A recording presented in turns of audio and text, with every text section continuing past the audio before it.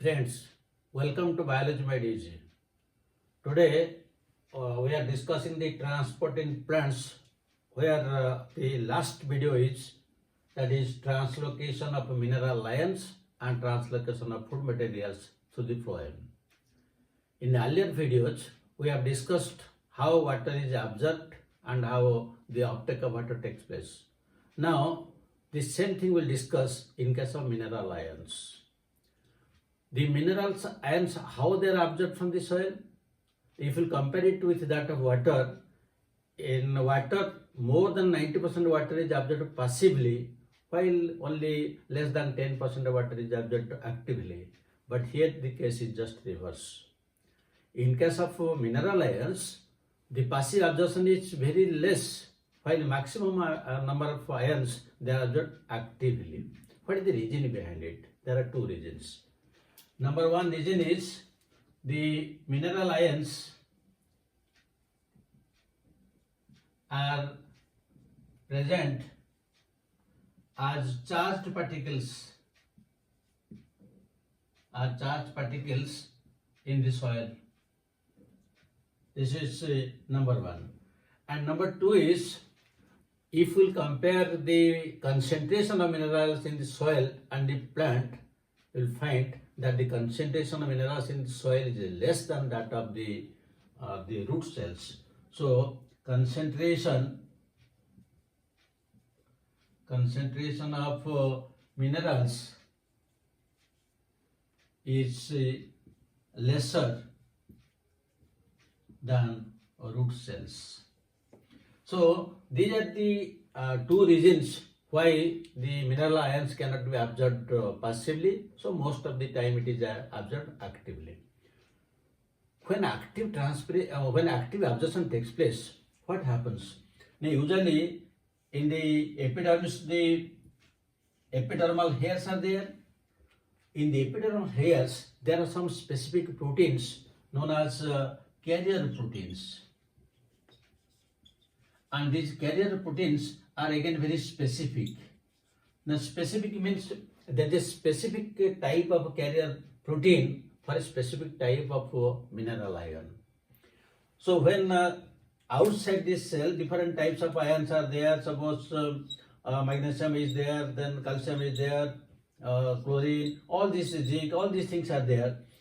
They first combine with this specific carrier protein and then they will enter into the root cells. Then from root cells, then step by step, that is through the cortical cells, they will enter and ultimately they will reach the endodermis.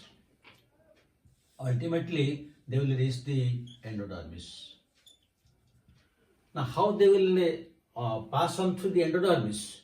In the endodermis, there are some special type of proteins. This is endodermis. In the endodermis, there are some special proteins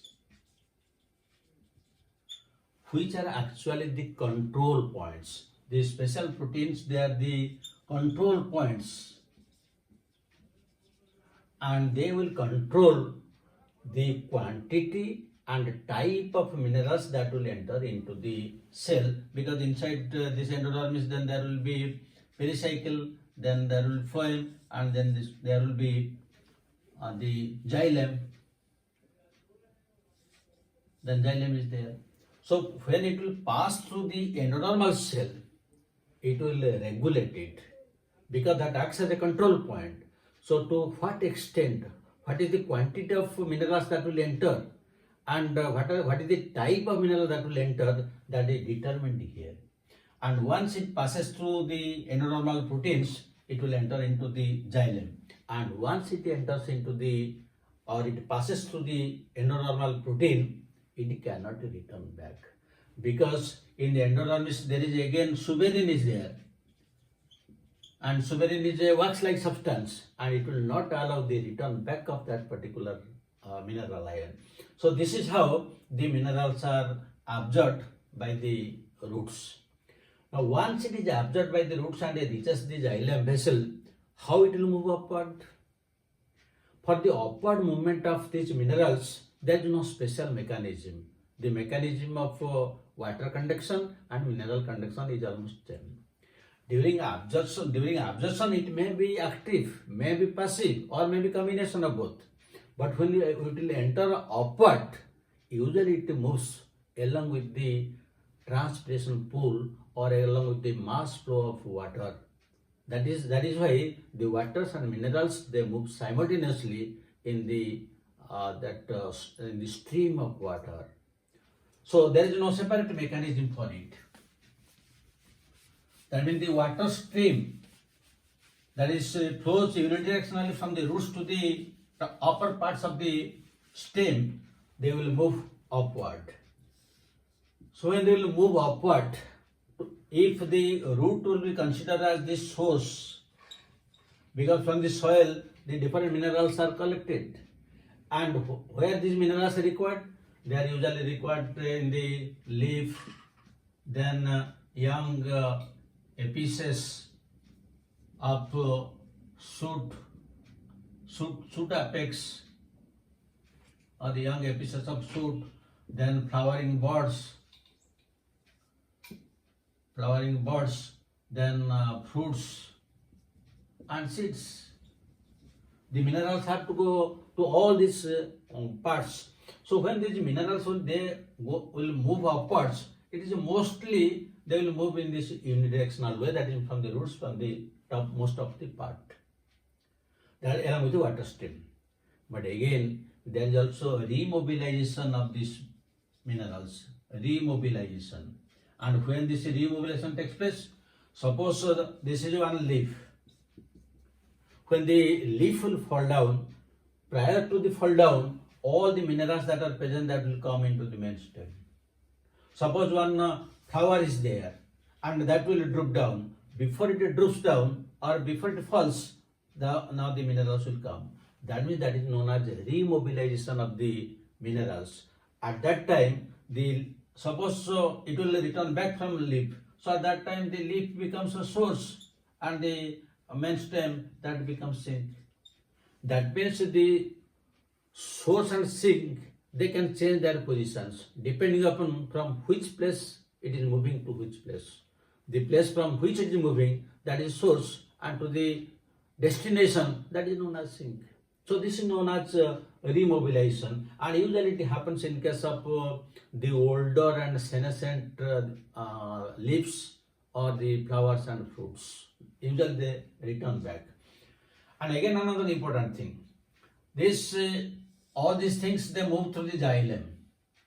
This is the xylem vessel, and along with water stream, these different minerals they move. But if the xylem sap is analyzed, it is found that inside the water stream in the xylem, there are also certain organic substances are present. And particularly these organic substances are mostly of that of the nitrogen. Because nitrogen can move upward in the form of nitrate, all these things. But sometimes it has been seen that the nitrogen moves in the form of amino acids. Besides nitrogen, phosphorus and sulfur, they also move in the form of organic compounds. So we cannot tell that only the inorganic substances, they move through the xylem, because some organic substances also move. And again, it has been found that both xylem and phloem, they have some interconnections. So organic substances from phloem can come to xylem, and from xylem something can move to the phloem. There is exchange of materials between them. That is why in the xylem stream some organic substances are also found. So this is how it moves upward. So this is how the absorption of minerals and their translocation takes place. Now let us discuss how the translocation of organic solutes, the food materials synthesized by the leaves, that is transported to different parts. That also that can be called as phloem transport.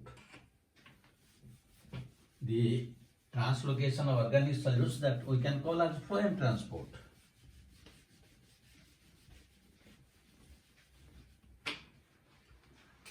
So the next thing is that is phloem transport.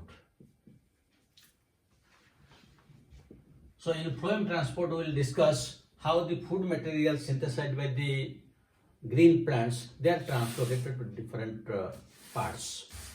Usually the leaves of the plant, they synthesize sugars, and sugars usually they synthesize glucose. This glucose is converted to sucrose, which is a disaccharide. Usually this is sucrose moves through the phloem. The sucrose usually moves through the phloem. But what is the evidence that actually the food materials or the sucrose moves through the phloem? So let us see what is the proof that actually it moves through the phloem. Now number one is a ringing experiment. Ringing experiment. If the bark of a plant will be removed. So when bark is removed, usually the phloem is removed because phloem is a part of the bark. So this is only xylem, and because from this portion the bark is removed. Now we will mark that after a few days, in these parts there is swellings. There is swelling in this upper part. Why? Because the food materials which are coming from the leaves downwards toward the root, usually they cannot pass through because here phloem is disconnected. So the food materials will be accumulated in these places. That is why these areas are bulged out. And in this case, what will happen? The root system will not get food materials, and will find after a few days the plant will die. Because the root will die. The root will die first, then the other parts will die, because they will not get food materials. So this is also important from extension point of view. And this is one proof. The second proof. Second is analysis of phloem sap. If the sap from the seed tube of the phloem will be taken and will be analyzed, it is found that it contains the disaccharide sucrose. Also, it contains some trisaccharide, tetrasaccharides, pentasaccharides, and different types of sugars it contains. So, where from all these sugars are coming? Because they are coming from the leaves, they are translocated. So, that is one point. The next point is we can apply the tracer technique. Now usually we know that the leaves synthesize food materials using carbon dioxide. If the carbon dioxide which is used by the leaves, that will give radioactive isotopic carbon dioxide. So radioactive isotopic carbon dioxide is supplied to the leaves, and now this radioactive carbon will be found in the phloem. This radioactive carbon is found in the phloem in the form of sugars. So we have supplied it to the leaf, but how it is seen in the seed tubes of the phloem? That means the food materials are translocated to the phloem. So these are the three evidences to prove that the translocation of food materials takes place through the phloem.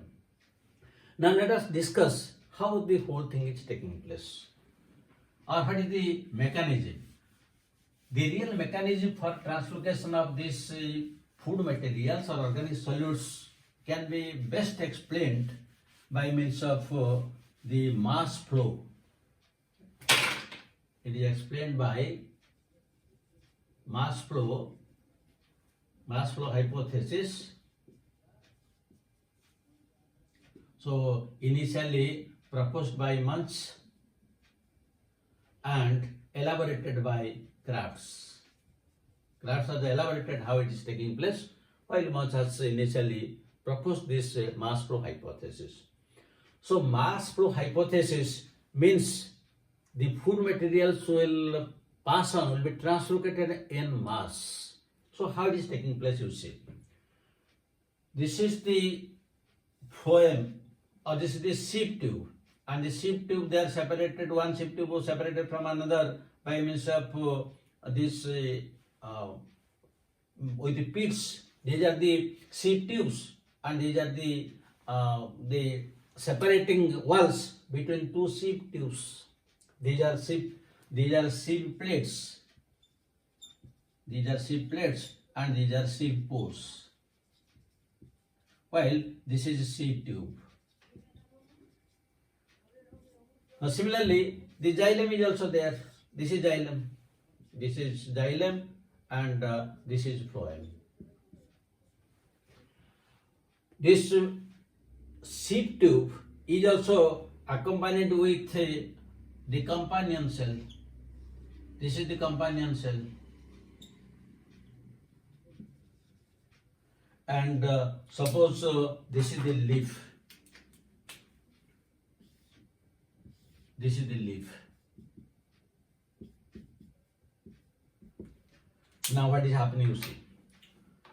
In the mesophyll cells of the leaf, the food materials are synthesized. After synthesis of these sugars, usually the glucose is converted to sucrose, then sucrose enters into the companion cell. From the mesophyll cells, suppose this is the mesophyll cell. This is the mesophyll cell. From the mesophyll cell, the sucrose will enter into the companion cell. And from the companion cell, it will enter into the sieve tube. This is the sieve tube. And when from the companion cell it will come to the sieve tube, this process is known as loading. This is known as loading. And the loading is an active process. Active process, that means it requires energy in the form of ATP. So once it is loaded in the sieve tube, it is known as active process. Now when so much of the sugars are loaded on the sieve tube, now the osmotic concentration of the phloem in the upper region will increase because of the accumulation of the sugars. Due to accumulation of the sugars, now the osmotic concentration will increase. As a result, now they will draw water from the xylem. Now water will enter into the xylem. Water will enter to the xylem, so that now there will be a solution. Now you see in the upper part of the phloem there is a highly concentrated solution, while in the lower part, like that of the roots or any other part, there is no much concentration of the sugars. So if this is acting as a source, then the roots, they are acting as the sink. So from the source they will move to the sink, and while passing through the sieve tube, the cytoplasmic strands, they will come through the side pores. Through the sieve tube, through the sieve pores, they will come and they will reach the root. In the root region, what will happen? Now the sugars will enter into the sink part. This is the root, then the sugars will enter into the root. And when it will enter into the root, it is known as unloading. And this unloading is also an active process, and it also requires energy in the form of ATP. That means both loading and unloading are active processes, they require energy. Now when from the lower part of the plant body or in the root part, the different types of organic solutes, sucrose and other sugars, they have been entered into the root, which we are calling as sink. If this is the source and this is the sink, in this lower part of the root, now the concentration of the sugars will decrease. Now water will move from this phloem to the xylem. Now water will move in this direction. Here it is moving this direction, but here it is moving this direction. And now there will be upward movement of water. Now there will be upward movement of water. Because why it happens? Because both xylem and phloem are interconnected. So here we have explained that the leaf is acting as source and the roots, they are acting as sink. And both loading and unloading, they are active processes, they require energy. Now just you apply it to the plant. This is how the mass flow is taking place. Now if you apply it to a particular, suppose we'll take one plant. This is one plant and this is one branch where there is the leaf is there, and then this is the root, and here one bud is there. One bud is there. So this is the bud and this is the leaf. Now see, now when the translocation food material is taking place from the leaf, now the leaf is the source. Here the leaf is the source, and through the seed tubes, now it is coming to the roots, and the root is known as sink. That means the food materials are coming from the leaves to the root. So here the movement is downward. Now, suppose you think of the late winter or the spring season, when the deciduous plants they shed their leaves, and again that is the season of coming out of new buds. So when the leaves will fall down, but the buds are coming, that means the buds for their development they require the food materials. But now the leaves have already fallen down, they cannot synthesize food materials, but some amount of food is stored in the root cells. Now the root cells they will act as a source, and the bud will act as a sink.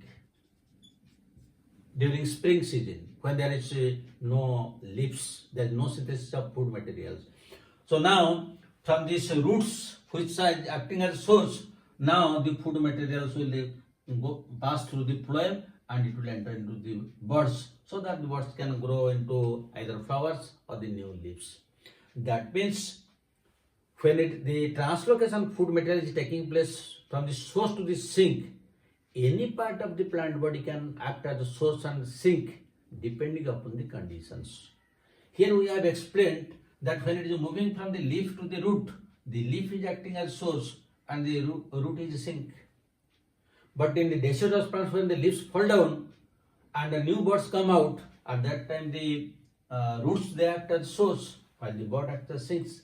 And both upward and downward translocation is taking place only through the phloem. That means through phloem, the movement of food materials is bidirectional, or you can tell also multidirectional. The movement of food materials is bidirectional.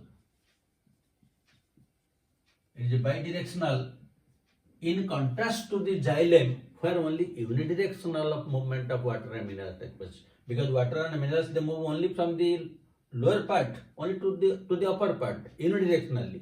But in case of phloem transport, it is both upward, downward, or radial. That means you can tell that the movement of food materials is in multidirectional or it is bidirectional. You can do. This is known as mass flow hypothesis, which is clearly explained here. So thank you very much for watching the video. With this, the transport in plants, this chapter is complete. Then we'll start another chapter. Thank you very much for watching it. God bless you. Have a good day.